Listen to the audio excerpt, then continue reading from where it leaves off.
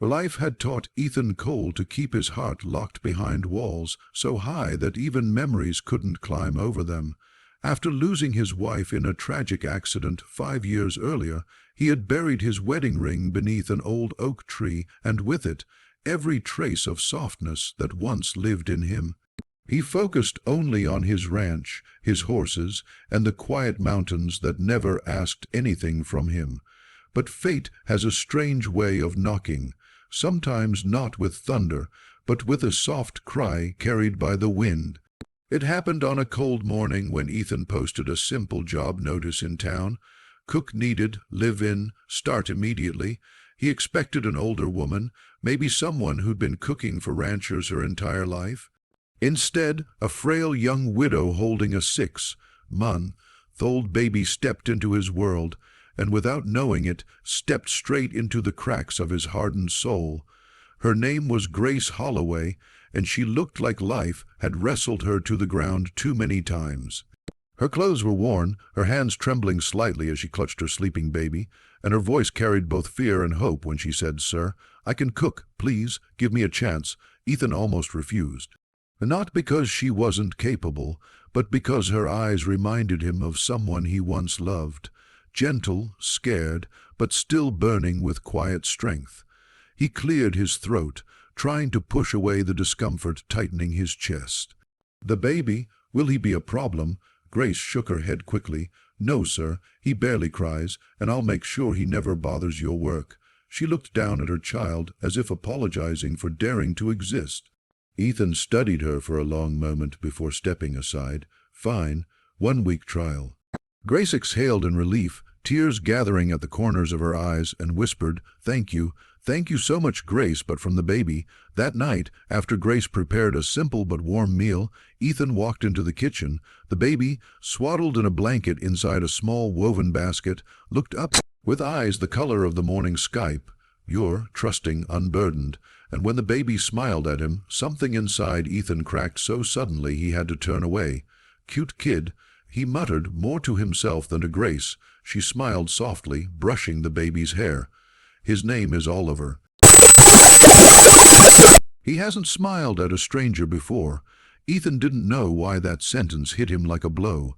For the first time in years, he found himself lingering, just standing there, staring at a child who had no idea how broken the man in front of him really was. Grace worked quietly, respectfully, almost invisibly. She cooked, cleaned, washed dishes, and kept Oliver close to her hip everywhere she went. Ethan noticed she barely ate. She always fed the baby first. She barely slept. She'd sit up at night sewing worn clothes with thread that was almost finished. She barely spoke. When she did, her voice trembled like she expected someone to yell at her. That's when Ethan began to understand. Someone had hurt her deeply. One evening, he caught her flinching when he accidentally dropped a metal bucket. She froze, eyes wide like she expected to be struck. Ethan raised his hands slowly. "Grace." "Hey, no one's going to hurt you here." Tears pooled instantly in her eyes, and she turned away, ashamed. "I'm sorry." "Old habits," she whispered. He didn't push. But that night, he sat on the porch long after the stars appeared, wondering how much pain a woman had to endure to fear even a fallen bucket. Ethan rode out to check the cattle, but halfway across the field, he heard something, Grace screaming. He dropped the reins and sprinted toward the house. When he burst into the kitchen, he found Grace crying on the floor, clutching Oliver's limp, feverish body. "He's burning," she sobbed. "Please, please help him." Ethan didn't hesitate. He scooped up the baby, pressed him to his chest, and whispered, "Hold on, little one." Then he raced for his truck. The drive to the nearest clinic felt like a war against time itself. Grace held Oliver in her trembling arms, while Ethan drove like the world was ending. Doctor examined the baby immediately and said it was a severe viral fever, dangerous but treatable. Grace broke down, leaning against Ethan's shoulder, whispering prayers through shaking lips. Ethan didn't move away. He let her cry. He let himself be human again. For the next 2 days, they took Turns watching over Oliver, they slept in chairs, fed him warm fluids, held his tiny hands, and whispered soothing words. One night, Grace fell asleep with her head resting on the edge of Ethan's shoulder. He looked at her, really looked at her, the exhaustion, the courage, the tenderness with which she treated her child, a woman both fragile and fierce. Something unfamiliar but warm rose in his chest, and when Oliver finally opened his eyes, smiled weakly, and reached for Ethan first, Grace stared in disbelief. Ethan felt something break free in him, a warmth he had buried under years of grief.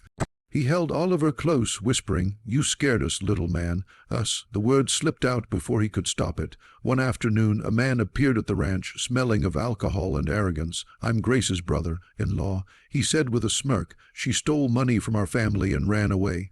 I'm here to take her back."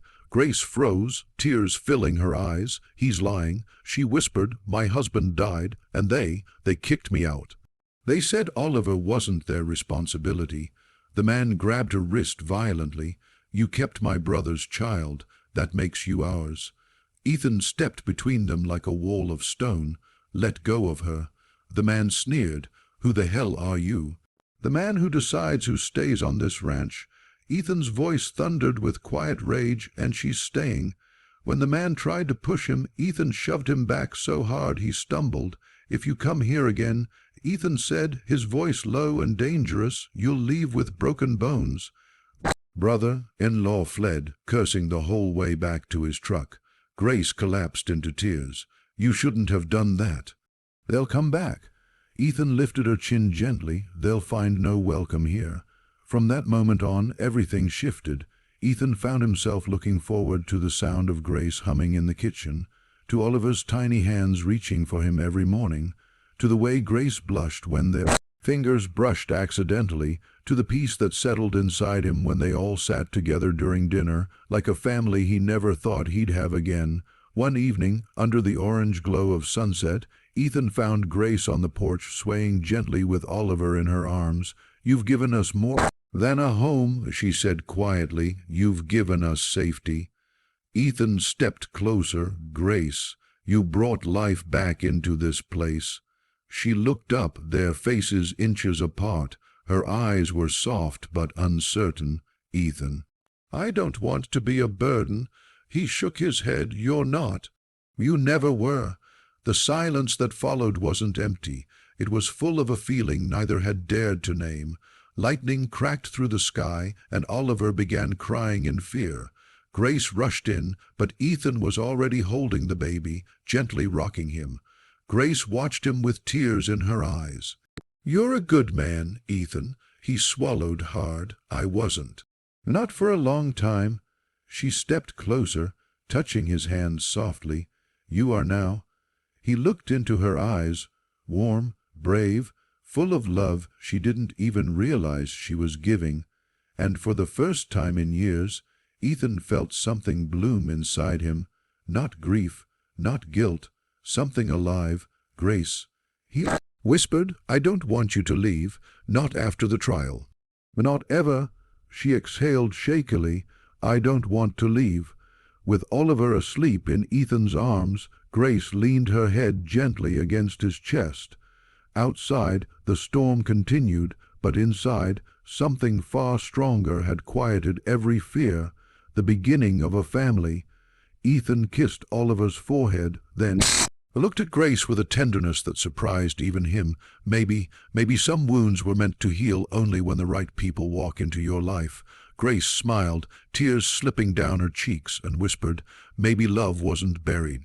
Maybe it was just waiting." And in the small, warm ranch house, Ethan, Grace, and baby Oliver found what they had each lost in different ways: a home, a heart, and a second chance at love.